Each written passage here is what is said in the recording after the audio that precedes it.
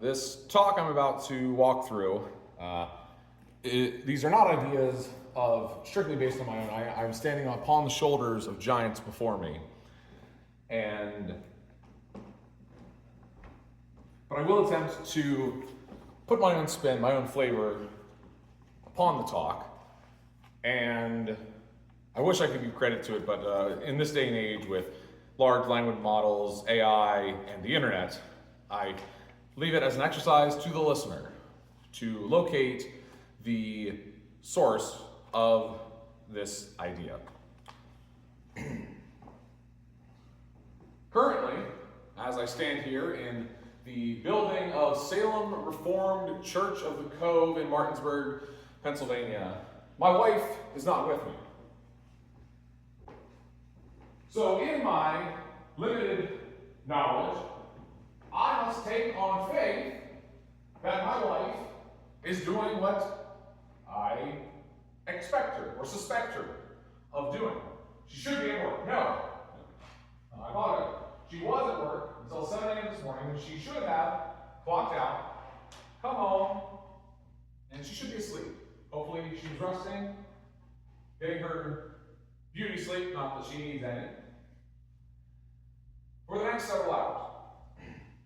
And during that time, until I have the facts in hand as to what she has been up to, I have to take on faith.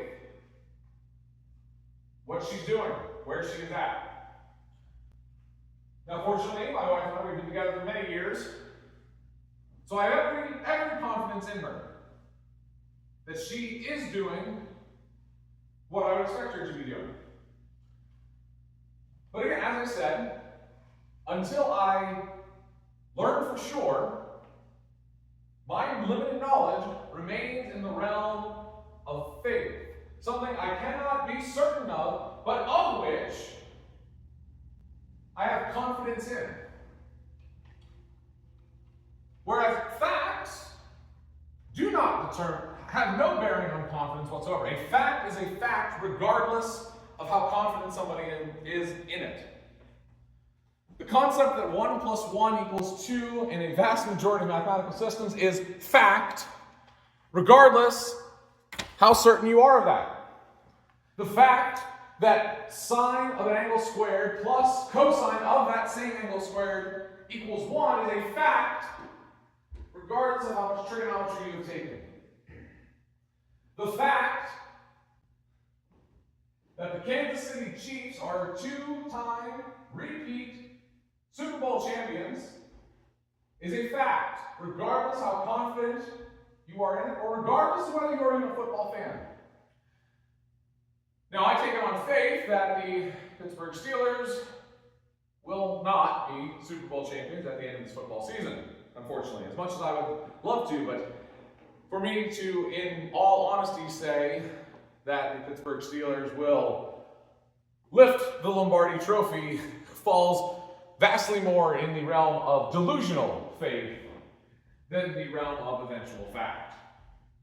If I can briefly entertain the thought of quantum mechanics, Schrödinger, one of the pivotal physicists that studied quantum mechanics, gave us the concept of Schrödinger's cat. And in this thought experiment of Schrödinger's cat, we imagine that there is a lovely, beautiful kitten, a creation of God, placed in a soundproof box that cannot be x-rayed, cannot be examined. There is no way to peek inside the box once we have sealed the precious kitten inside. And along with the cat, we have placed an execution device. Perhaps, let's say, around the kitten's neck is a collar. And in that collar is a vial of poison attached to a timer that we have no control over. The timer is set randomly by a piece of radioactive material.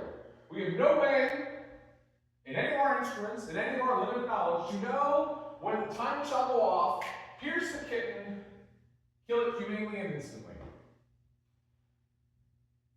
It could honestly, for all we know, it could happen while we are prepping the experiment, and the kitten never makes it into the box. The kitten may last years in the box. Even though we cannot hear, let's say we have ways to introduce food and water and remove excrement from the box. It's a wonderful box. As Trump would say, it's the best box, it's the most amazing box, it's the only box you will ever need. The Schrodinger cat box.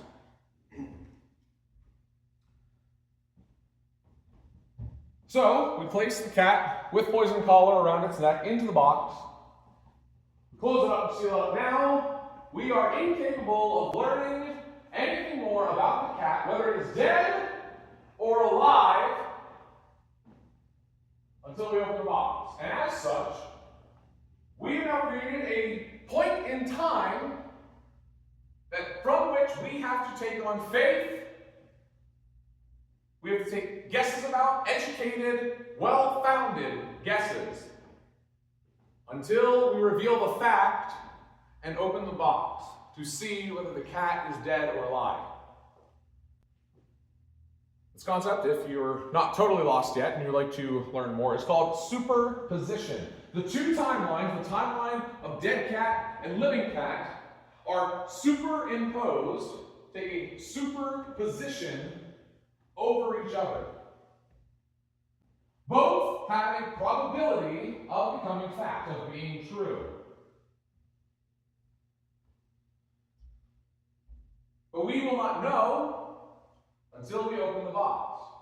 Now, let's bring this back to our world of faith.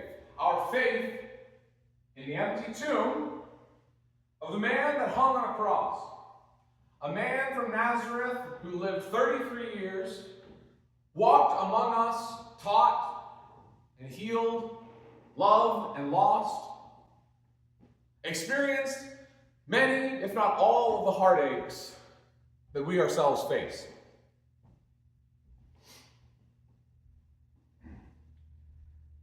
This man, Jesus of Nazareth, it is fact that he lived. In fact, Christianity is not the only system of faith that believes in him. However, Christianity, to my knowledge, is the only system of faith that looks at Jesus of Nazareth, a man, and says somehow he was not only man, he was in fact the very Son of God, our Lord and Father in heaven. Now, this is an outrageous claim. Many men and women have made this claim.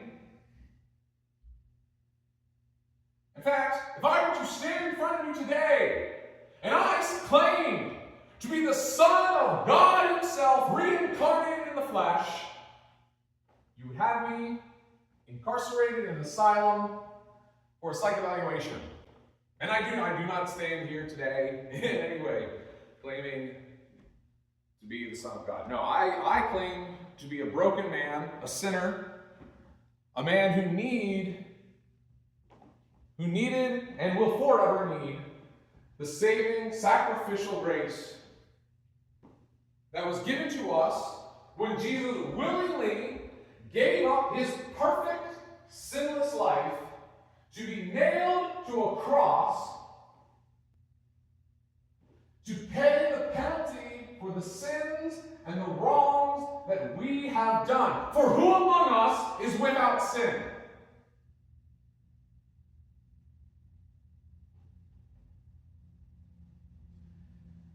And so if all but one of us are sinners, then we should be grateful that the one who has not sinned paid our penalty on our behalf. Now, is this fair? Is this fair that a man who walked a perfect, sinless life, never committed a crime, did anything wrong, had no regrets whatsoever, is it fair that he should go and bear death upon a cross? That he would be whipped to within an inch of his life? That upon his beatings, he is tasked with carrying a giant log from his place of torture to his place of execution. Is it fair that he then have his hands and feet nailed to that tree and be stood upon, and that tree be stood up, for the crowds to watch and wait while he and two criminals beside him slowly and agonizingly die? No, in no way is this fair. In fact, that is the point. Ladies, gentlemen, and children, it was not fair. No, instead, it was merciful. Because you see, your Father in heaven loves you so much that he would send a piece of himself, a part of the Trinity, the Son, to come down upon this earth, to bear flesh, to live as we have lived, so that he could pay a penalty that we were owed. I'm reminded of an anecdote. I'll do my best to not name names or disclose any information. There's an individual that I met, and from what I was informed, this individual had a child who committed a crime. They did something that, according to the legal system of Pennsylvania, would demand prison time.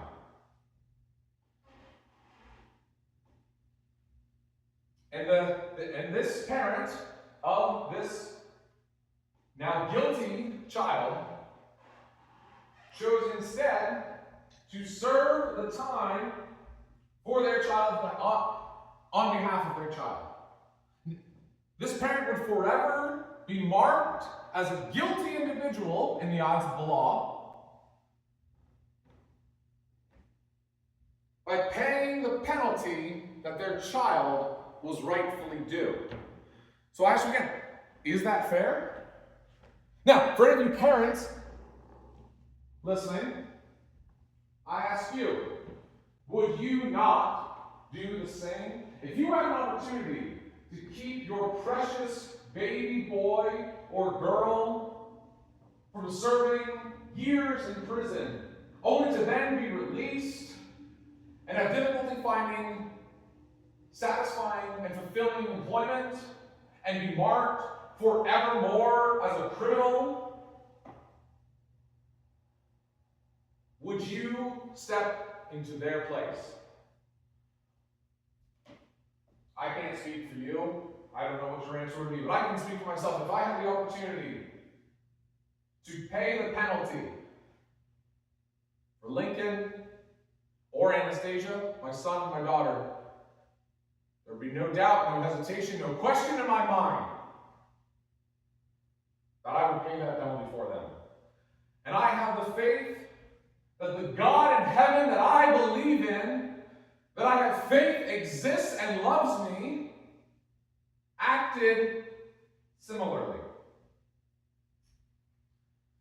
And so the question becomes, do we believe, do we take the faith that the fact of the matter was that Jesus of Nazareth, a man who lived 33 years, was in fact somehow also the Son of God come down to earth to pay our just and due penalty of death? Now, I don't mean death physically. We all will eventually die. Death comes like a thief in the night. We do not expect it, but it is coming. It is coming faster and faster. Every day, every second we live, it is closer than the second and the day before.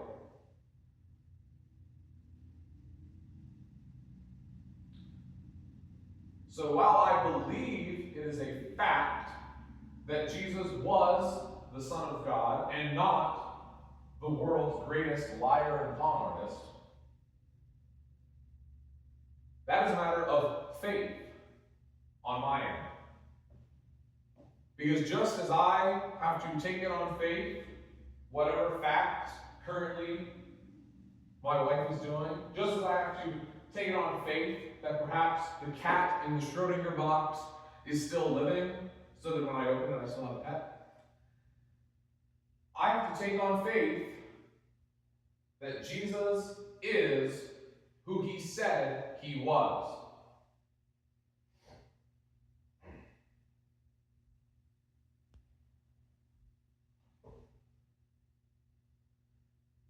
This is the world we live in.